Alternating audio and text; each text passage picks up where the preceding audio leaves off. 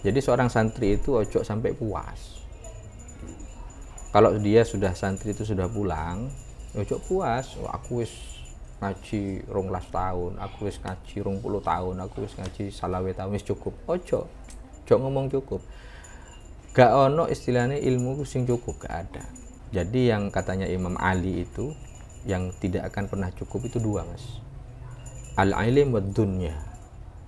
Jadi ilmu itu yang Allah berikan cuma setetes dari luasnya lautan, kan begitu. Ya. Kalau seandainya kita setetesnya saja si durung mampu, ya apa kate ngelangi ning segorone Gusti Allah, kan begitu ya.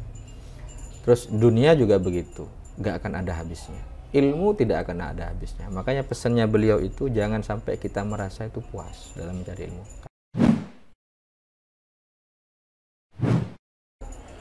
Assalamualaikum warahmatullahi wabarakatuh. Para pemirsa Kedai Bincang, bertemu lagi dengan saya Abdul Khalid Ma'rufi. Dan alhamdulillah saya saat ini sedang berada di dalam Nun Hasan Ahsan Malik, salah satu pengasuh daripada pondok pesantren Darut Tauhid. Darut Tauhid, pondok pesantren Zainul Hasan Genggong, Probolinggo. Alhamdulillah jauh-jauh dari Pekalongan mau sowan ke beliau, dan alhamdulillah beliau memberi waktu untuk kita bisa mencari inspirasi. Selamat pagi, Non. Selamat pagi, Mas Ma'rufi. Ini saya manggil Mas apa Ustadz ini? Mas. Mas ya. Pemirsa, beliau adalah senior kita, guru kita dulu di Pondok Pesantren Lerboyo Kediri. Tetapi kemudian beliau menghilang dari Kediri dan entah kemana. Oleh karena itulah kita ngobrol bareng dengan beliau, dan semoga nanti obrolan kita ini bisa memberikan manfaat kepada kita semuanya, kepada para santri wabil khusus, karena kita nanti akan ngobrol santri kudu piye, bagaimana santri bersikap di zaman global, di zaman yang sudah serba modern. Tetapi sebelum kita melangkah ke obrolan itu, alangkah lebih baiknya kalau kita belajar tentang manaqib beliau, sejarah perjalanan beliau dari Lerboyo kemudian pindah kemana dan pindah kemana. Tentu banyak cerita-cerita menarik, dan ini bisa kita dengarkan langsung dari guru kita Nun Hasan Malik, atau yang lebih dikenal dengan Gus Alek atau Nun Alek. Ketika saya waktu kecil dulu sering mendengar beliau disebut dengan sebutan itu. Kiai, alhamdulillah Nun nggih. Sudah kebiasaan manggil Kiai. Nun, alhamdulillah semoga panjenengan dan keluarga besar Pondok Pesantren Zainul Hasan Genggong diberikan kesehatan, diberikan panjang umurnya oleh Allah Subhanahu wa taala. Pertama, Nun, dari Lerboyo dulu. Kemudian tahun Lerboyo masuk tahun berapa, Nun? Ya. Bismillahirrahmanirrahim. Alhamdulillahirabbil alamin, wassalatu wassalamu ala asyrofil mursalin sayyidina Muhammadin wa ala alihi washabihi ajmain, amma ba'du. Sebelumnya saya ucapkan terima kasih kepada Al-Ustadz Ma'rufi yang jauh-jauh datang ke Pekalongan. Terima kasih atas silaturahim yang sudah kita bangun selama ini, lost kontak. Okay. Alhamdulillah ternyata saya sudah baru bertemu dan dengar kabar dari teman-teman. Katanya Mas Ma'rufi ini alhamdulillah sudah mulai membangun jati diri lebih, ya, artinya mendakwah kemana-mana sudah, alhamdulillah, dan merantau di daerah orang, ya, istilahnya. Terima kasih atas kehadirannya dan silaturahim. Mudah-mudahan ini menjadi salah satu wasilah kita untuk bersambung terus di dunia dan di akhirat. Amin, amin, insyaallah. Untuk bincang-bincang pagi ini, apa katanya tadi, bincang keren atau gimana? Kedai Bincang temanya. Oh, Kedai Bincang. Nama channel YouTube-nya Kedai Bincang. Jadi begini, Mas, kami itu kan dari lahir hidup di lingkungan pesantren, dan itu tidak kami kehendaki sebenarnya.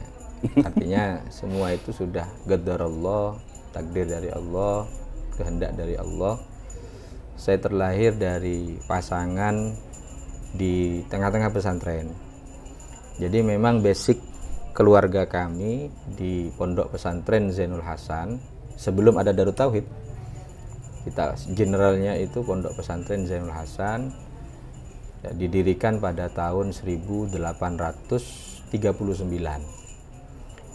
Jadi saya tidak ingin bercerita tentang saya dulu, tentang kelahiran saya dulu, karena tidak akan ada saya kalau tidak ada pondok ini, tidak ada lingkungan ini.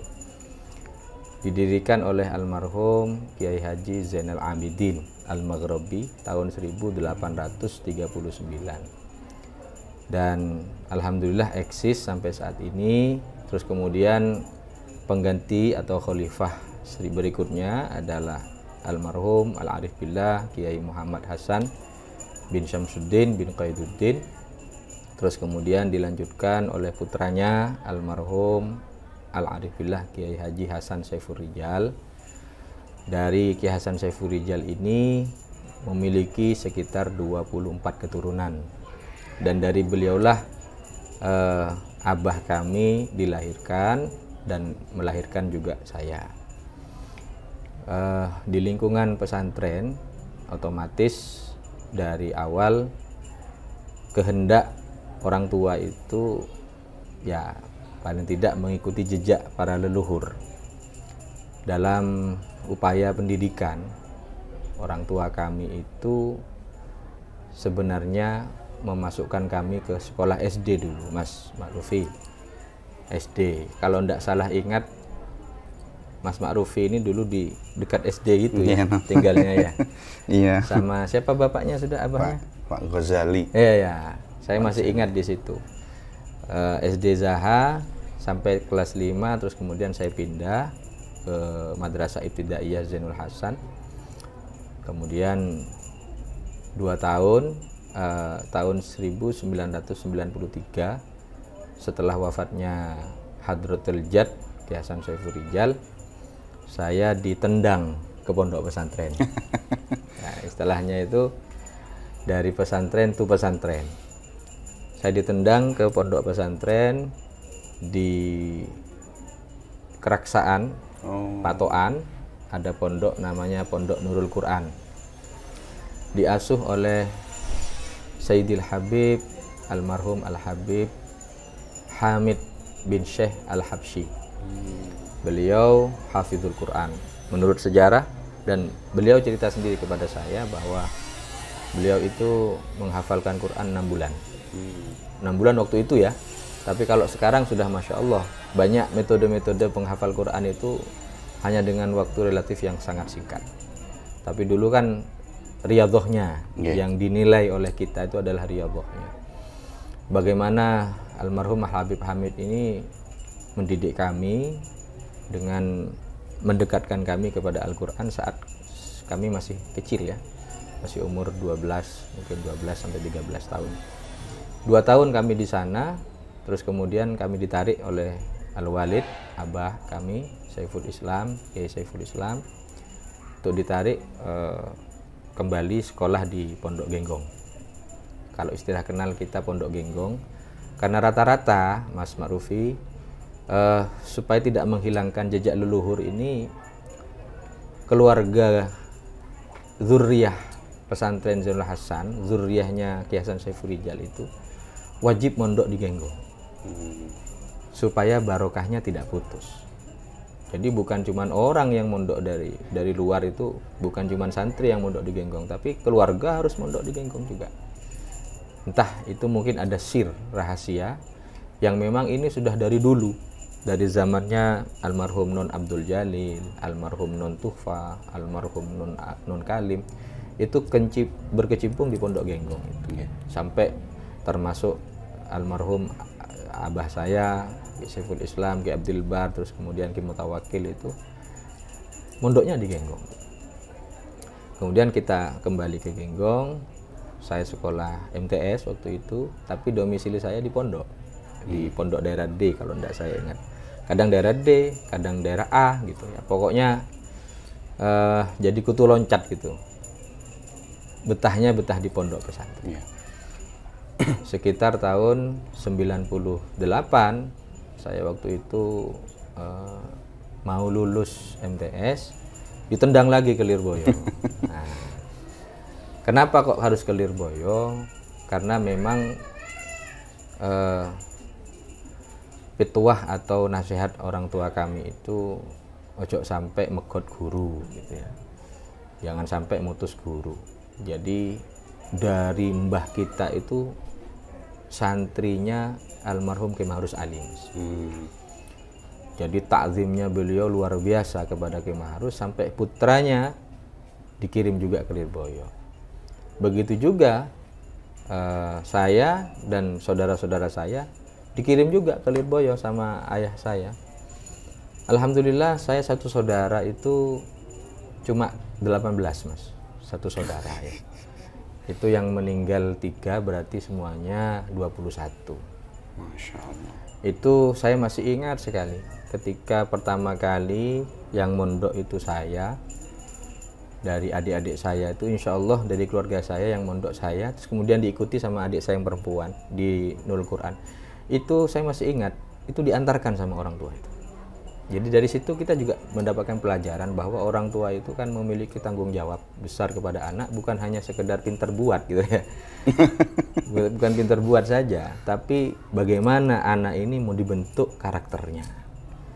Terus akan diberi pilihan mau jadi apa. Seperti tema sekarang itu santri kudu opo. Ya. Jadi memang dibentuk sama orang tua. Itu diajarkan orang tua nyowani gitu. Sowan kepada pengasuh ya. Kemudian juga di Lirboyo. Itu diantarkan kita ke Lirboyo. Waktu itu kita sowan kepada Mbah Yai Idris. Kebetulan memang abah saya muridnya Gus Maksum. Ya, murid pencak silat ya. Juga murid dari almarhum Kiai Idris. Saya masih ingat waktu itu, Yai niki putra kula pasrahaken dhateng jenengan. Jadi ada bahasa. Jadi bukan cuma sekedar mohon maaf kalau orang tua sekarang ini kita ada yang pernah menjumpai ya meletakkan anak di pondok tapi tidak sowan ke pengasuh itu ya. Nah ini mungkin salah kaprah ya Mas. Sampai-sampai ya nun sewu Mas, Madufi nun sewu, enggak tahu kalau di daerah Pekalongan ya mudah-mudahan tidak ada. Wali santri sampai enggak kenal sama pengasuhnya. Ada itu kayaknya. ada. Sampai 2 tahun enggak ketemu sama pengasuhnya. Ini oleh orang tua saya diajarkan untuk pasrah kepada guru dengan ada bahasa. Saya pasrahkan ini anak saya kepada jenengan. Zahir batin saya pasrahkan kepada jenengan.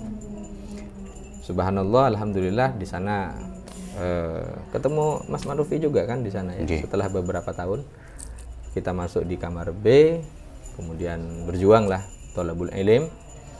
Ya faridatun ala kulli muslimin katanya kan. Di situ kita juga mengenal beberapa fan-fan ilmu. Terus kemudian keharusan kita dalam mencari ilmu itu kan memang dari hadis perintah dari Nabi, dan juga pengembaraan mencari ilmu juga ada jaminan dari Kanjeng Nabi melalui hadisnya itu untuk mempermudah jalan kita kepada tujuan utama yaitu surga, kan begitu Mas ya. Dan alhamdulillah saya 4 tahun di Lirboyo. Setelah itu ditendang lagi ke Pondok Pujon Malang. Kenapa saya pakai bahasa ditendang? Karena jauh Mas. jauh dari tempat kediaman. Di Pujon, disinilah saya mengenal khidmah ya. Kalau di pesantren Lirboyo saya thalib ilim, walaupun sebenarnya di step-step pesantren kita thalib ilim, cuman kalau di Lirboyo murni. Saya kan masih kecil waktu itu, sampai berumur kelas 1 aliyah itu sudah mulai mengerti tentang arti kehidupan di pesantren, sehingga saya pondok ke Pujon Malang, Ma'had Nurul Haromin, pondoknya Al-Mukarram Kiai Haji Ihya Muhammad Ihya Ulumiddin, alumni Ar-Rusaifah, pondoknya Sayyid Muhammad bin Ali Al-Maliki, Mekah Al-Mukarramah. Jadi di sana beliau itu mengatakan kepada saya, nek niat mondok ojo niat mondok nang kene kanggo dadi batu loncatan Mekah. Karena memang sebelum itu abah saya memang alumni Mekah, alumni Sayyid Muhammad. Terus ketika haji maturkan juga kepada Sayyid ya Abuya, manggilnya Abuya. Saya mau meletakkan anak saya di sini untuk mengabdi dan belajar kepada jenengan. Taruh di Pujon. dari dasar itulah saya diletakkan di Pujon sama beliau. Saya masih ingat di Pujon itu sekitar tahun 2002 waktu itu masuk ke sana, terus kemudian berkenalan dengan guru kita Ustadz Ihya, kalau kita kenalnya Ustadz Ihya. Terus 1 tahun saya di sana menjadi santri. Terus kemudian di tahun berikutnya saya menjadi khodim, menjadi penkhidmah. Khidmah saya waktu itu saya bisanya nyopir, ya sudah nyopir. Ada orang yang berkhidmah untuk jadi tukang, ya nukang gitu ya. Saya kebetulan tidak bisa nukang, biasanya nyopir saja. Terus kemudian alhamdulillah cocok, karena kebetulan juga aji kebetulan ini ya. Supir beliau itu sudah zuwaj gitu ya, mau nikah. Terus kemudian digantikan kepada saya. Saya selama itu mengabdi alhamdulillah setahun, 2 tahun, di sana 3 tahun, bahkan hampir 4 tahun. Di sana itu 4 tahun, terus kemudian saya memang berencana untuk berangkat ke Mekah Al-Mukarramah di bawah asuhan Abuya Said Muhammad bin Al-Maliki. Tapi tahun 2004 ternyata Abuya pecah, wafat. Said Muhammad itu wafat. Terus kemudian saya sudah bingung waktu itu, saya mau kemana? Saya bilang, pengembaraan cari ilmu itu tidak boleh berhenti, kata orang tua saya. Pokoknya kamu nyari ilmu terus. Jadi kalau di total dari tahun 92 93 sampai keluar pulang dari pesantren itu 2012, kira-kira berapa tahun? Ya bisa dihitung aja sudah. Saya ngitungnya lupa. 92, 93, 20, sampai 18 sampai 2012 waktu itu. Dalam pengembaraan mencari ilmu plus berkhidmah, karena memang pesantrennya di Ma'hadul Haramain ini adalah pengembangan dan dakwah. Jadi rata-rata yang mondok di sana itu sudah di tingkat aliyah. Terus di sana diajarkan beberapa kitab termasuk Kutubus Sittah, terus tafsir tematik, dan yang penting itu adalah khidmah. Khidmah di sana mengajarkan kita untuk menekan keegoan, menekan kesombongan, menekan keakuan. Saya masih ingat sekali salah satu metode cara beliau mengajarkan khidmah dan membiasakan khidmah ini adalah Ashabul Judud yang baru-baru itu. Ini khidmahnya ditempatkan untuk membersihkan jeding dan WC. Suatu tempat yang kalau kita pikirkan menjijikkan ya. Yeah. Tapi disitulah ujiannya. Saya di WC itu, khidmahnya gitu ya, bersihkan WC itu kira-kira hampir 1,5 tahun. Kapan kita akan naik pangkat, Mama ya, dari WC naik kemana gitu ya? Itu harus nunggu anak baru dulu. Masya Allah. Jadi kalau ndak ada anak baru, gak pindah-pindah ini WC ini, tetap kita kerjakan. Jadi kapan kerjanya, khidmahnya ya bahasanya itu hari Kamis. Setiap hari Kamis pagi udah ada naubah, ada pembagian itu.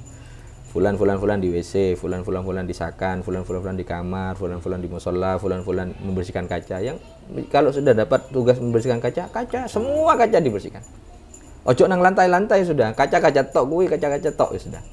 Ada yang membersihkan lantai semua, ada yang karpet semua. Saya WC semua. Ono WC ning kono iki kebetulan WC ini cek akeh.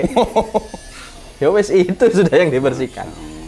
Nah, ini kita berlima waktu itu. Yang barengan sama saya itu kan berempat. Ya lumayan lah ada temennya juga. Kapan ki arek anyar teko maneh gini kok. Ki suwe ki pangkat ndak naik ini. Bendinone WC terus ketemu WC. Ben minggu, bukan bendino, ben minggu. Bendino mabuk. Jadi setelah itu pengabdian akhirnya ada anak baru. Ya. Wah, iki sapa sing ngangkat dhisik iki pangkate iki. Jadi kalau sudah selesai ada anak baru kira-kira cukup 4, maka kita akan naik ke sakan tempat tidur. Jadi sudah pensiun ada di tempat WC dan jeding itu, kita naik ke pangkat. Kemudian saya 1 tahun itu ternyata diangkat menjadi supir. Ya sudah, khidmahnya saya supir berarti ya apa sekiranya membersihkan mobil. Jadi kita membersihkan tempat-tempat yang sudah menjadi wadifah kita, tugas kita itu niatkan untuk membersihkan hati, Mas. Masya Allah. Membersihkan hati, membersihkan kesombongan, membersihkan kecongkakan, membersihkan egoisme dan apa namanya yang bisa aku iki sopo gitu tuh loh. Nah. Selama ini itu. Jadi alhamdulillah saya diangkat menjadi supir sama beliau, dan ini poin bagi saya sebenarnya. Kenapa? Karena saya bisa sangat dekat dengan guru saya. Jadi itu saya jadikan sebuah kesempatan untuk bertanya-tanya di dalam mobil, untuk bincang-bincang dalam mobil. Tentunya dengan kesopanan ya, nggak kayak konco gitu, enggak ya. Halo bos, enggak. Nun sewu, Abi, mau saya mau tanya. Kita manggilnya Abi kepada beliau itu, karena seorang bapak ya. Saya mau tanya Abi gini-gini. Saya tanya semua yang saya muskilkan dalam pikiran saya itu, saya tanyakan. Karena beliau itu Bahrul Ulum kalau katanya saya. Bahrul Ulum ya, luas ilmunya. Jadi ini kesempatan bagi saya. Bahkan bisa ngobrol lebih to the point gitu kalau iya, beliau. Kalau beliau secara general kan, secara umum kepada santri kan panjang lebar. Terus kemudian dengan dalil-dalilnya. Ini lebih kepada beliau itu ibaratnya mengkompres keterangan itu dengan beberapa kata yang sekiranya harus dipahami gitu. Masya Allah, itu Jawami'ul Kalim kalau dalam bahasa hadisnya itu ya. Terus kemudian waktu itu tahun 2004 Syed Muhammad meninggal. Saya kemana ini? Saya tidak berani mengatakan mau tanya saya mau kemana kalau sudah di Mekah sudah Syed Muhammad ini wafat. Saya tidak berani. Hanya saya lambat laun mungkin beliau tahu tentang kegelisahan saya waktu itu ya, unek-unek lah. Waktu nyupir sampai di lampu merah, saya ingat sekali itu di Batu itu. Jangan susah-susah. Kamu wis khidmah karo aku san. Wis kalau memang tidak jadi berangkat. Maksudnya kalau di Mekah tidak ada khalifahnya gitu ya. Wis kamu di sini sama saya sudah. GB. Man khodama khudim. Masya Allah. Ini bahasanya beliau. Man khodama khudim. Sopo wong sing gelem khidmah, engko mulai dikhidmahi karo wong. Ini bahasanya beliau. Saya masih ingat sekali. Terus kemudian sampai 2005 ada kabar bahwa setelah Syed Muhammad meninggal ada khalifahnya. Nah, khalifahnya inilah yang mengkonfirmasi kepada Ustadz Ihya itu siapa yang mau berangkat. Gitu. Kebetulan waktu itu ada 7 orang yang mau berangkat. Kemudian suruh nyari visa. Alhamdulillah ada peluang lah ya. Pas setelah itu kita usaha saya ngomong sama Abuya, abah saya, sama Umi didukung. Jadi yang penting itu dukungan orang tua. Dalam mencari ilmu itu dukungan orang tua dan doa dari orang tua. Karena dengan dukungan kita lebih semangat. Dengan doa secara batin ya, itu didorong dari belakang lah ibaratnya itu. Meminta kepada Allah supaya ada keinginan anak untuk nyari ilmu. Jadi saya masih ingat umi saya itu ketika bilang sama saya, anak itu harus diselamati. Jadi setiap hari kelahirannya macam-macam cara menyelamati itu macam-macam. Ada yang berpuasa orang tuanya, ada yang baca Al-Quran orang tuanya, ada yang sedekah. Sampean tahu kan kalau sedekah itu pahalanya luar biasa ya besarnya. Jadi mungkin sedekah ke tetangga gitu ya. Misal ini untuk selamatannya Alek supaya pikirannya terbuka, hatinya terbuka, mudah menerima nasihat, mudah menerima ilmu, juga bertakwa, gitulah macam-macam lah. Ini bagian daripada dakwah orang tua kepada anak, tapi bisirri dengan rahasia ya. Jadi mainnya di balik layar gitu. Saya tahu-tahunya itu ketika dulu saya enggak bertanya, karena setiap hari kelahiran saya itu Umi pasti nyiapkan makanan gitu ya, kasihkan ke tetangga gitu. Terus hari kelahiran adik saya juga begitu. Terus akhirnya saya beranikan tanya, untuk apa Mi? Ya nyelamati kamu ini gitu. Tuh kenapa diselamati? Ya enggak makal katanya. Ya enggak nakal. Oh gitu ya. Berarti saya terkenal nakal. Jadi begitu Mas. Alhamdulillah tahun 2006 ada Abuya. Alhamdulillah waktu itu saya diberi kesempatan untuk menambah kenikmatan Mas, karena saya ini bagian daripada nikmat yang sudah Allah berikan, bukan karena pribadi saya. Kalau saya kemampuan waktu itu ya enggak tahu apa-apa Mas sebenarnya, cuma juga sudah doa dari orang tua lah, doa daripada bengesepuh. Kalau Maduranya kan bengesepuh sesepuh kita. Setelah mau berangkat, saya masih ingat, ini bagi saya pelajaran semua. Kenapa saya ingat? Karena ini bagian terpenting dalam hidup saya, bagian sejarah kalau tadi dikatakan sejarah. Waktu mau berangkat, saya dipanggil sama abah saya, naik sini. Ya Bu, ingat ya pesannya Bu ya. Iya Bu, jaga hati untuk guru kamu, jaga hati untuk guru kamu, jaga hatinya ke guru kamu gitu. Iya Bu. Kenapa gitu Bu? Ya supaya kamu pulang nanti barokah ilmunya. Maksudnya jaga hati itu Mas, ojo suudon nang guru ini gitu. Umpama guru memberikan keputusan begini, ojo ditentang, wes ikuti. Sing penting ikut kata abah saya, sing penting golek ridhoni guru. Lek golek ridhoni guru, kue nyari ilmu kemana-mana, alhamdulillah. Walaupun sedikit ilmu kamu, tapi ridho guru kamu dapat, ilmu itu akan berkembang. Tapi sealim-alimnya kamu, sepinter-pinternya kamu, kalau guru ndak ridho, gak ono apa-apa ilmu itu, gak payu lah bahasan itu gitu Mas. Yo gak dirungokno wong, yo gak dipek karo wong, gak diambil gitu lah. Ini pelajaran yang berharga dari orang tua saya kepada kami. Dan itu pun subhanallah, beliau tuh masih menepati janji loh Mas.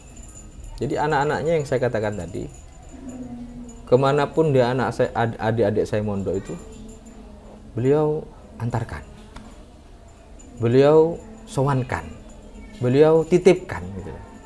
Jadi ini antarkan, sowankan, titipkan.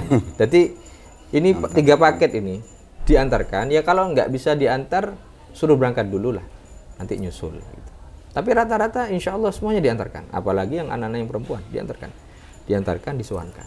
Jadi ditunggu itu, kiai masih belum datang, umpama masih besok, beliau nginep di hotel, nunggu betul-betul kiai datang baru sowan. Bahasanya sama. Kalau ke Sayyid itu yang saya tahu itu, ketika itu kan setelah saya dapat 2 tahun di Mekah, abah saya umroh. Nah, waktu umroh memang awalnya memasrahkannya lewat surat Mas, lewat surat. Assalamualaikum, ngomong sudah nyampe di sana, beliau umroh pas ketemu sama guru saya. Waktu itu berangkat kan Abuya Said Ahmad, khalifahnya Said Muhammad ini, yang Said Muhammad itu. Bilang abah saya itu, ya Abuya ya Sayyidi, ufawwidu waladi ilaik, saya pasrahkan anak saya kepadamu, terserah sudah mau diapakan. Subhanallah. Jadi memang orang tua kita itu meyakini bahwa umpama dalam pengembaraan mencari ilmu ini anaknya tidak mendapatkan ridho dari gurunya, ya apalah arti nyari ilmu jauh-jauh. Maka itulah yang diajarkan kepada kita oleh beliau, dan subhanallah, sebenarnya saya diwajibkan untuk mondok selama 10 tahun. Tapi subhanallah, takdir Allah lagi, ternyata ada beberapa permasalahan yang berkaitan dengan izin tinggal itu Mas. Maksudnya igomah itu ya. Dari pihak Saudi atau dari pihak penjamin seperti kafil kalau bahasa kita itu, penanggung itu ya. Itu bermasalah. Pengen saya cepat pulang karena visa yang saya miliki akan dialihkan kepada orang gitu ya.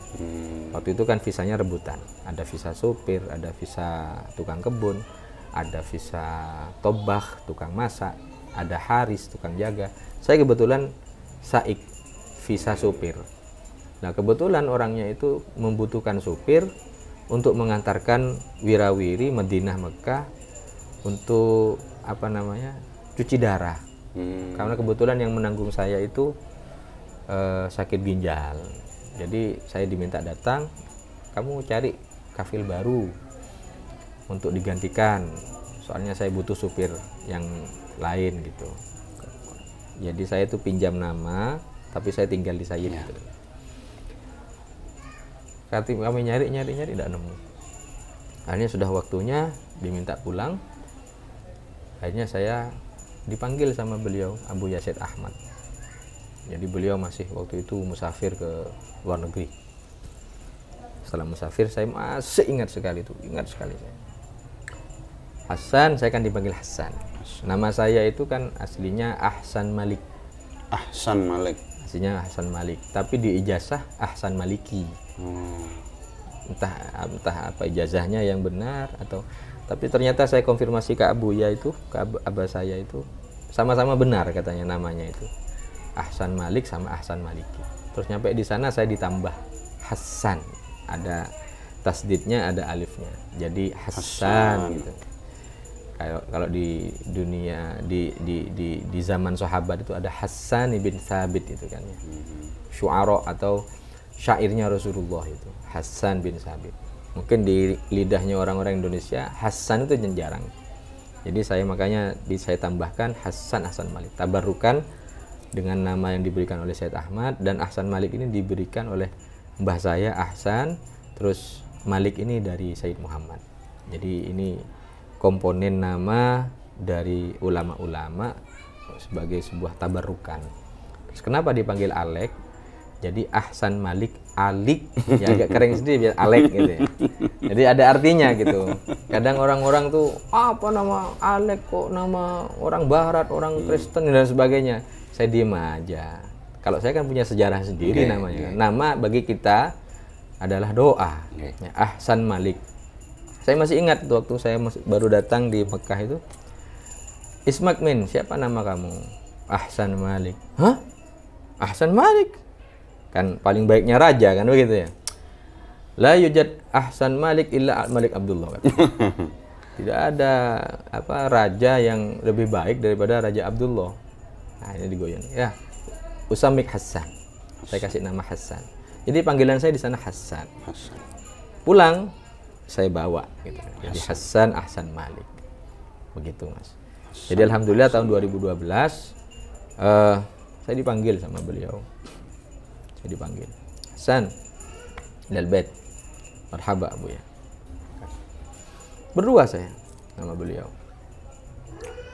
Ya Hasan, kenapa kamu kok mau pulang? Ya kan sudah, saya pamit sudah sekitar 2 bulan 3 bulan, Mas. Jadi beliau itu memang seorang pendidik sejati yang menganggap murid-muridnya sebagai anak, bukan sebagai santri sebenarnya, tapi sebagai anak. Makanya kita manggilnya Abuya. Abuya memanggil kita waladi. Ya waladi, ta'al waladi. Ya gitu ya. Kita ngobrol, kenapa ente kok mau pulang? Dia sebut Safir, kenapa kamu mau pulang? Saya diem aja. Akhirnya beliau ngobrol banyak, terus saya sempatkan, ya Abu ya, samihuna Abu ya, saya minta maaf Abu ya. Selama saya mukim di sini, lau yujad khotok, kalau umpama ada kekeliruan dari saya minta maaf. Ya waladi ya, saya masmuh saya maafkan. Terus saya bilang, hal roditani Abu ya, apa kau meridhoi saya? Saya masih ingat tuh, kuping-kuping saya dulu, kamu kalau mau pulang minta ridho sama gurunya lagi. Saya bilang, hal radit Abu ya, apakah engkau ridho Abu ya? Alhamdulillah beliau tuh memberikan ridho kepada saya. Ya berarti saya ridho sama kamu, saya ridho kamu santri saya, kamu saya ridho gini-gini, semua sanad-sanad keilmuan saya berikan kepada kamu gitu. Jadi sebelum pulang memang alhamdulillah saya ijazahkan kamu musalsal bil awaliyah, musalsal bil musafahah, musalsal semua. Belum pulang tuh musalsal bil musafahah, musalsal bil musyabakah. Wah, ini yang saya butuhkan saya bilang gitu. Jadi jauh-jauh ke Mekah udah dapat sanad gimana Mas ya? Iya. Kan gitu. Ini kan persambungan kita juga menyampaikan dakwah beliau melalui lisan kita ya di sini ya, yang mudah-mudahan diterima oleh Allah. Amin, terus kemudian sanad keilmuan itu kan juga sebagai legalitas lah bahasanya. Kalau bahasanya orang santri dulu sebenarnya, kalau kayak ijazah di madrasah itu tidak penting sebenarnya. Yang terpenting itu adalah amal. Terus kemudian sanad itu yang paling penting. Sanad keilmuan, mata rantai kamu ngaji nang sopo, guru kamu ngaji ke siapa, guru kamu ngaji ke siapa, guru kamu ke siapa, sampai umpamanya ngajinya sampai Imam Syafi'i sebagai madhab Syafi'iyah, ngajinya sama Imam Malik, dari Imam Malik kepada Imam Nafi', Imam Nafi' kepada Abdullah bin Umar kepada Rasulullah, Rasulullah kepada Malaikat Jibril kepada Allah Subhanahu wa taala. Ini mata rantai yang perlu diperhatikan oleh santri sekarang, Mas.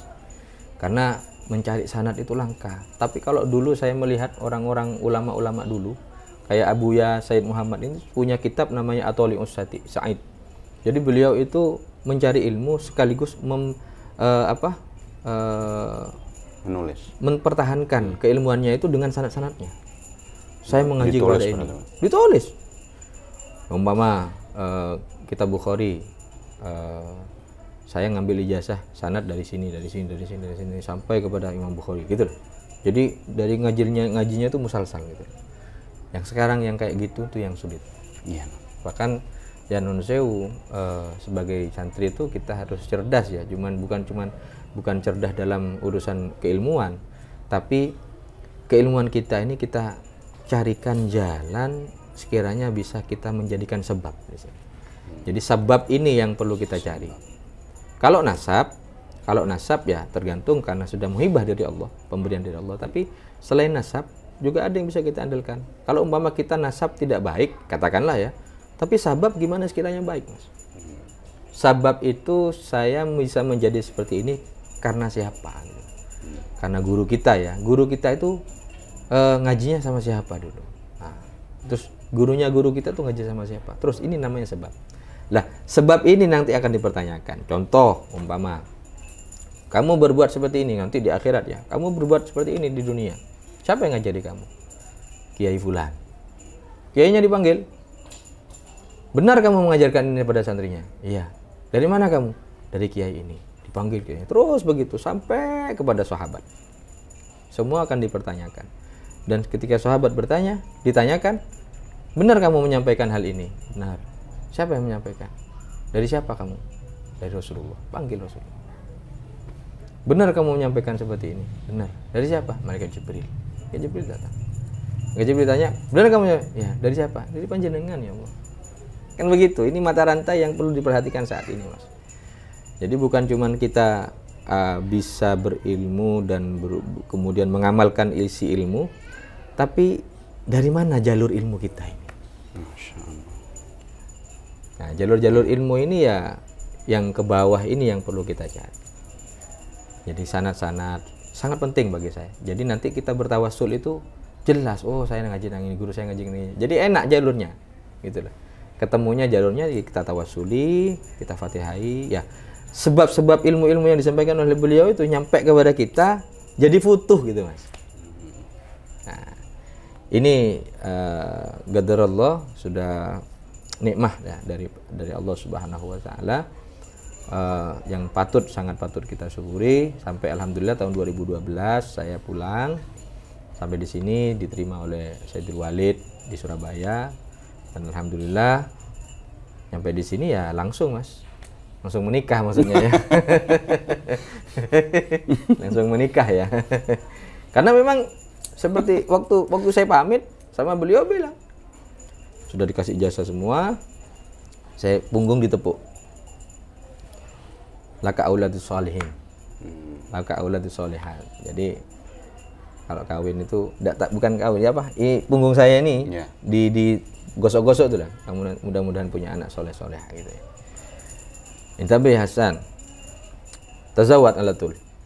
Begitu langsung kawin. Ya saya diem aja, padahal saya waktu itu punya tunangan masih. saya diem aja. Nama punya. Nah, ini lagi dari beliau itu ya. Nanti sampai di rumah, la wasaltal Indonesia ittasilni. Kalau kamu sudah sampai di Indonesia, hubungi saya. Coba bayangkan, Mas, ini perhatian seorang guru kepada murid. Jadi nggak dimbarno aja sampai mulai-mulai. Pas dibiarkan, tidak. Tapi kamu sampai rumah, hubungi saya. Waktu itu kan saya baru punya nomor, langsung saya hubungi beliau. Saya SMS waktu pagi itu masih terbatas, media itu terbatas. Ya, 2012 itu masih zamannya Facebook. Facebook itu 2007. Dan Facebooknya waktu itu tidak tidak viral seperti tidak update seperti sekarang ya, tidak berkembang. Nah, kalau sekarang sudah ada live dan lain sebagainya. Dulu tuh beliau minta, jadi saya masih ingat sekali ketika sampai di Singapura karena transit kan ya, saya approve pertemanan beliau. Jadi beliau sendiri yang meminta pertemanan kepada saya. Nah kalau santri-santri sekarang tuh kalau ada kiainya mau berteman kan bingung, iki kalau diterima ya aku ndak bebas gawe status dan lain sebagainya. Iki gak enak, iki dipantau kalau guru saya itu. Kan begitu. Nak ndablek ketemu. Loh, saya juga begitu, Mas. Nah, saya terima, udah. Saya hati-hati sekali. Ya, ini kan saya jadikan begini. Kalau seandainya saya tidak diawasi oleh guru saya, mungkin saya jadi liar. Mungkin saya macam-macam di status di Facebook itu. Mungkin saya mun bahasa turun nyarang lanyar mungkin sudah. Nggak gena gitu ya. Tapi karena di situ ada pertemanan dengan guru saya, Allah selamatkan. Ini loh fungsinya manfaatnya kita betul-betul memiliki hubungan baik dengan guru ketika sampai di rumah komunikasi. Karena selama ini banyak santri yang sudah pulang dari pesantren sudah putus. Lupa dengan gurunya. Lupa dengan gurunya. Ya. Ya saya tahu kadang takut, sungkan. Loh, tapi kalau gurunya yang minta, saya masih ingat loh Mas. Waktu itu beliau bilang begini, saya senang sama santri yang masih berkomunikasi sama saya. Kadang fi munasabat. Munasabat itu maksudnya ketika ada acara ya. Ketika ada acara Id, ketika ada Idul Adha, ketika ada Idul Fitri. Terus kemudian ayul munasabah seperti Ramadan ya. Mungkin ucapan ya min khilal syuhur Ramadan uhaniukum bimaji'a gitu ya, semacam buat ucapan tahniah itu ya, ucapan selamat masuk bulan Ramadan. Ini beliau seneng Mas, dikirim nanti beliau berdoa. Lah uniknya ya ketika beliau mengatakan begini, kita nahnu fi biladil haram, saya ada di negara mulia, tempat mulia, siapa tahu ketika kalian ngirim pesan ke saya lagi duduk di tempat-tempat mustajabah katanya. Kan saya bisa mendoakan kalian. Ini saya ingat sekali. Jadi waktu itu subhanallah saya minta doa ya Abu ya, saya minta doa gini. Bahkan waktu mau menikah saya minta doa. Narjumikum doa al-an ba'uzawwat gitu saya bilang. Biar doakan. Sampai sekarang pesannya masih saya simpan. Itu doa beliau itu saya masih screenshot, saya taruh. Sebuat motivasi kepada saya. Jadi ingat itu, jadi ketika ada munasabah Abu ya saya minta doa. Ya, dulu pernah saya minta doa. Nahnu fi rihabil habib. Saya sekarang lagi ada di tanahnya Rasulullah. Jadi ada di Madinah waktu itu. Alhamdulillah, ud'u'li Abu ya, didoakan. Kita kan senang juga di sini. Nah ini persambungan guru ketika sudah pulang dia sampai putus sama gurunya. Kita dalam doa, kadang ada santri yang mengatakan sudah saya sungkan sama mau ngubungi, takut malu dan lain sebagainya. Malu dan sebagainya yang penting tawassul lah. Saya pikir kurang itu. Tawassul itu wajib. Ndak santri ndak tawassul ya harus dikamplengi ngono. Tawassul wajib. Tapi untuk memberikan kabar, umpama punya istri, terus kemudian punya anak gitu loh Mas ya. Ya Abu ya, saya punya anak minta nama gitu ya. Terus kemudian anak kedua, anak ketiga, terus kemudian umpamanya mau nambah istri lagi, umpamanya. Sampai tendang mulai. Umpama ini umpama kan itu bagian ada garisnya sendiri-sendiri lah. Jadi itu beberapa dari katakanlah saya katakan mungkin perjalanan hidup saya pribadi. Tapi saya yakin mungkin ada yang lebih indah dari perjalanan ini di antara teman-teman yang mungkin sedang menyimak YouTube channel apa namanya? Kedai Bincang gitu, bincang-bincang gitu.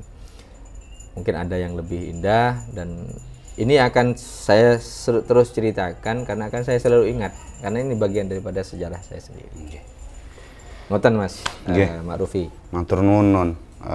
Pemirsa bahwa proses belajar seseorang ini tergantung dari siapa dia dididik. ketika dia dididik oleh seorang yang alim, seorang yang faham tentang agamanya, maka tentu proses belajarnya pasti berbeda dari orang yang, mohon maaf, tidak faham tentang agamanya. Apa yang kita dengarkan dari beliau tadi, banyak sekali nasihat-nasihat kepada kita semuanya, baik kita sebagai orang tua atau bahkan kita sebagai santri, di mana kita tidak hanya wajib untuk tholabul ilm, tapi kita perlu untuk khidmah kepada sang kiai, kepada seorang guru kita. Dan di sini kita diajarkan bukan hanya sekedar khidmah zahiriyah, tetapi kita juga diajarkan bagaimana kita harus khidmah secara batiniah. Dan apa yang bisa kita dengarkan dari beliau, harus ada ribat, ada hubungan yang kuat antara batin seorang murid dengan seorang guru. Dan dari situlah ternyata keberkahan ilmu itu terus mengucur dan kemudian menjadi asbabul futuh. Meskipun kita bukan, kata beliau tadi, meskipun kita bukan nasab dari nasab yang tinggi, tetapi karena kecintaan kita kepada guru, mungkin nasab itu dirubah menjadi nasib. sehingga meskipun nasab tidak mendukung, tetapi nasib mendukung karena kecintaan kita kepada guru, gondelane kita kepada guru, dan akhirnya guru memintakan doa kepada Allah, yang sehingga Allah Subhanahu wa Ta'ala memberikan futuh kepada kita, dan akhirnya kita bisa menjadi penerus daripada guru-guru kita.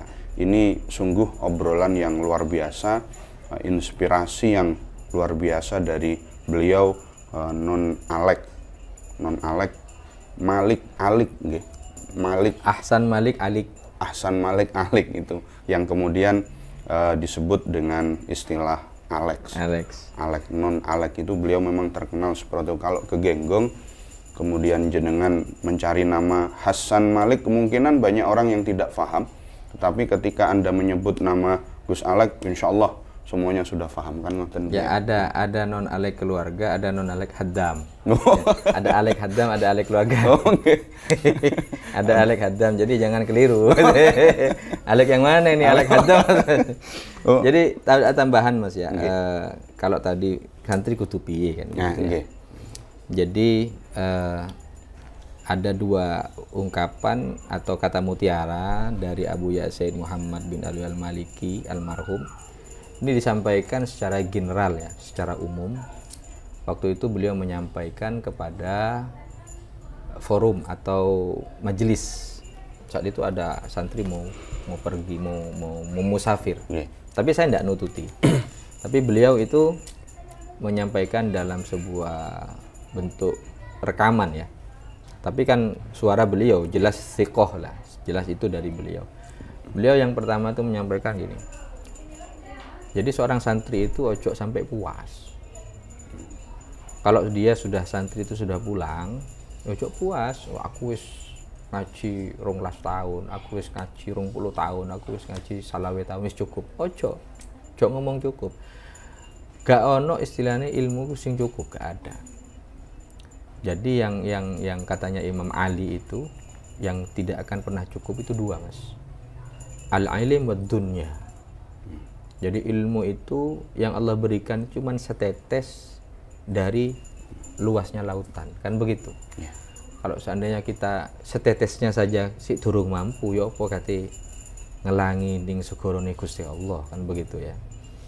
Terus dunia juga begitu, nggak akan ada habisnya. Ilmu tidak akan ada habisnya. Makanya pesannya beliau itu jangan sampai kita merasa itu puas dalam mencari ilmu. Kata beliau, man ahassa bin nihayah faqad afsadal bidayah. Barang siapa orang yang sudah merasa dia sudah sampai, maksudnya cukup aku wis. Oh wis, aku wis rumangsa kira-kira wis iso diandalno lah wis katanya. Berarti faqad afsadal bidayah, dia sudah merusak perjalanan selama ini. Dari awalnya dia sudah merusak. Karena perilaku dia sendiri. Perasaan dia sendiri. Jadi jangan sampai kita merasa sebagai seorang santri aku cukup wis.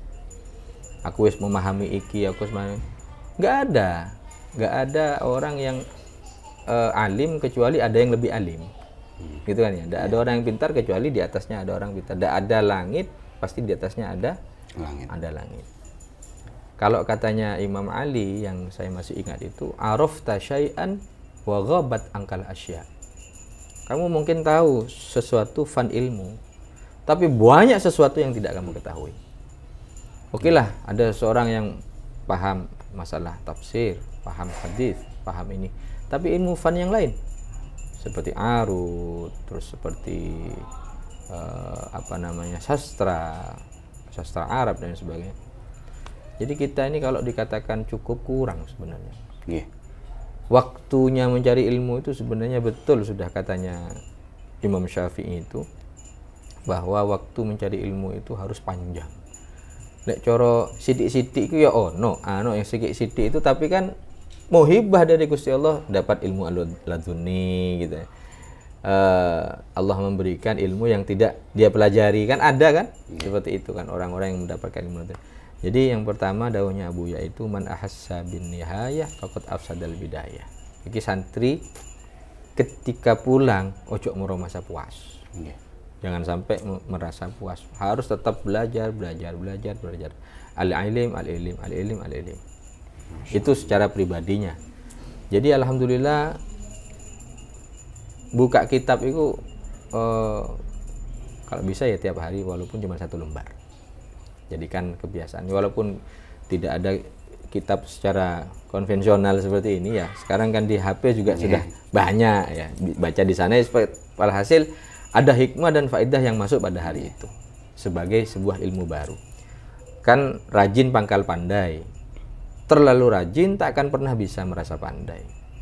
Wong lek belajar terus banyak ilmu-ilmu yang masih belum diketahui. Jadi makin cakang, makin rajin baca, makin rajin belajar, makin rumangsa bodoh jadinya. Nah, santri kudu piye? Pulang tetap status kesantrian tetap dipakai. Mazil tatoliban. Kata guru saya itu. Tetaplah kamu menjadi santri. Coro kue mulai, kamu pulang, nanti kamu jadi pengurus NU, jadi bupati lah, umpama jadi gubernur atau jadi siapa kek, jadi kiai, jadi ustadz, jadi pedagang sukses, jadi pedagang. Ojo lali mazil tatoliban. Kue dadi koyo ngene iki mergo kue awalnya dadi santri. Dan jangan lupa santri itu ada sentuhan doa-doa dari guru. Nah, sentuhan doa guru ini yang dilakukan setiap malam, ya mungkin diantara doa ini yang diterima oleh Allah dan menjadikan santrinya seperti itu. Dan setiap santri ya ketika pulang, gak semua jadi kiai, gak semua jadi penceramah, gak semua jadi mubalik. Ada juga santri yang fokusnya kepada pertanian, ada yang juga perekonomian, ada juga perniagaan, ada juga penjualan gitu ya. Satu lagi. Apa itu? Perdukunan. Perwiritan ya. Jadi jangan lupa kesantriannya tetap. Karena dari situ tanamkanlah man ahassa bin nihayah faqad afsadal bizayah. Jangan rusak perjalanan kita dalam mencari ilmu itu karena rasa sifat bangga kita karena sudah mencapai sesuatu. Padahal sesuatu itu sebenarnya tidak akan pernah tercapai. Itu yang pertama. Terus kemudian yang kedua, untuk tetap menjaga dawuhnya Abu Yazid Muhammad juga, sabatul ilmi bil mudzakarah. Jadi kalau kita mau ilmunya itu subut, kuat, ilmunya kokoh gitu ya, nggak ada cara lain kecuali bil mudzakarah. Mudzakarah ya sinau, ya ngajar. Ngajar itu termasuk mudzakarah, Mas. Kenapa? Karena ngajar itu membuka pelajaran-pelajaran yang lama, maka akan kembali lagi pelajaran-pelajaran itu. Sabatul ilmi bil mudzakarah wa barakatuhu bil khidmah. Wa barakatuhu bil khidmah. Sabatul ilmi bil mudzakarah wa barakatuhu bil khidmah. Keberkahan ilmu, berkembangnya ilmu itu karena kita mau berkhidmah. Berkhidmah nuwun sewu itu sebenarnya bukan cuma sama guru, bukan cuma sama ustadz, bukan cuma sama kiai. Berkhidmah nang konco ya iso, berkhidmah nang tamu ya iso. Lah, saya sampean tamu ke sini, ada teman-teman ngantarkan piring, ngantarkan makanan, minuman, itu berkhidmah. Kepada siapa? Bukan kepada saya, tapi kepada tamu. Berkhidmah kepada tamu. Terus berkhidmah untuk balik sandal. Sandal yang murat marit diwali gitu. Cara apa nyenengi wong. Oh, alhamdulillah sandalku diwali. Sopo sing wali tak dongakno. Muga-muga foto. Kayak gitu ya. Itu khidmah gitu ya. Khidmah balik sandal ya. Ya kalau umpama jadi wali nanti jadi wali sandal gitu. Cara Aduh, ya. Sedurung kayak serius-serius kok. Masya Allah. Nah, terus kemudian wa barokatuhu bil khidmah. Jadi khidmah itu bagi santri jangan putus. Walaupun sudah pulang, Mas. Walaupun sudah pulang, apa yang bisa kita khidmah? Apa yang bisa kita layani kalau kita sudah pulang? Peninggalan guru, Mas. Jadi kalau sebenarnya ada guru, kowe cok lali ngajar. Cara umpama wong iku gak duwe pondok, gak duwe pesantren, kok iso ngajar nang di musala, nang di masjid. Pokoknya ojo lali ngajar. Jadi santri ini walaupun pembisnis ya, walaupun cara kasarnya PNS ya atau apalah, yang penting berkecimpung di dunia secara zahir ya, nampak kerja dan sebagainya. Jangan sampai ngaji, maksudnya mulang gitu loh. Saya ketika guru saya datang ke sini, seperti siapa namanya, Kiai Abdullah Kafabihi, waktu mau pulang beliau naik mobil ya, terus kemudian pesan sama saya di mobil, Kang ojo lali ngadep dampar. 3 kali, ojo lali ngadep dampar, ojo lali ngadep dampar. Ojo lali ngadep dampar. Oh, apa artinya? Kalau tidak disuruh mulang kan begitu. Jadi itu bagian daripada khidmah kepada guru, walaupun guru sudah masih ada di jauh dari kita lah bahasanya. Kita sudah di rumah, guru ada masih tetap terpaut. Ojo lali ngadep dampar. Ini kan khidmah kepada guru. Terus di pesantren juga khidmah kepada pesantren untuk menjaga kebersihan, terus untuk mengatur waktu, istiqomah. Ini kan khidmah juga. Khidmah untuk pesantren. Nah, kalau tidak ada santri, pesantren jadi apa jadinya? Tak gede-gedein dalam santri. Masuk kayak ini kau nyapu. Repot. Sekali lah. Ini khidmah. Khidmah. Terus kemudian wa naf'uhu birridha syekh. Yang terakhir. Barokatuhu bil khidmah wa naf'uhu birridha syekh. Manfaat ilmunya seseorang mencari ilmu itu bisa didapat kalau gurunya ridho. Kisi paling penting. Jadi ilmu dan keberkahan tidak akan didapat kalau ridho guru nggak dapat. Sabatul ilmi akan hilang, barokahnya ilmu akan hilang kalau ridhonya guru nggak didapat. Wa naf'uhu birridho syekh. Manfaatnya ilmu itu dengan sebab keridhoan guru. Ya seperti yang tadi ketika saya pulang, saya minta ridhonya. Itu penting. Karena ini akan berpengaruh terhadap kehidupan kita selanjutnya di rumah. Mungkin begitu, Mas. Mohon maaf terlalu panjang ya. Saya kalau sudah kadung ngomong ya gini, Mas. Nggak bisa berhenti. Tapi kan kalau banyak ngomong banyak salahnya jadi. Alhamdulillah para pemirsa Kedai Bincang, kita sudah banyak mendapat nasihat dan semoga bisa bermanfaat. Amin. Kita doakan beliau Non Hasan Ahsan Malik dan keluarga besar Pondok Pesantren Zainul Hasan Genggong diberikan panjang umur, kesehatan, dan keberkahan sehingga bisa meneruskan apa yang dicita-citakan oleh Mbah Kiai Haji Muhammad Hasan bin Syamsuddin Milqaiduddin dan penerusnya. Pondok Pesantren Zainul Hasan Genggong bisa lebih memberikan manfaat kepada dunia. Amin. Demikian yang bisa saya sampaikan. Dan alhamdulillah terima kasih sekali lagi kepada beliau Non Alex sudah memberikan nasihat yang luar biasa dalam durasi yang luar biasa. Saya tidak pernah membayangkan mau kolaborasi sama beliau. Ini merupakan rezeki yang Masya Allah dari Allah Subhanahu wa Ta'ala. Dan sampai jumpa di kesempatan yang lain. Assalamualaikum warahmatullahi wabarakatuh.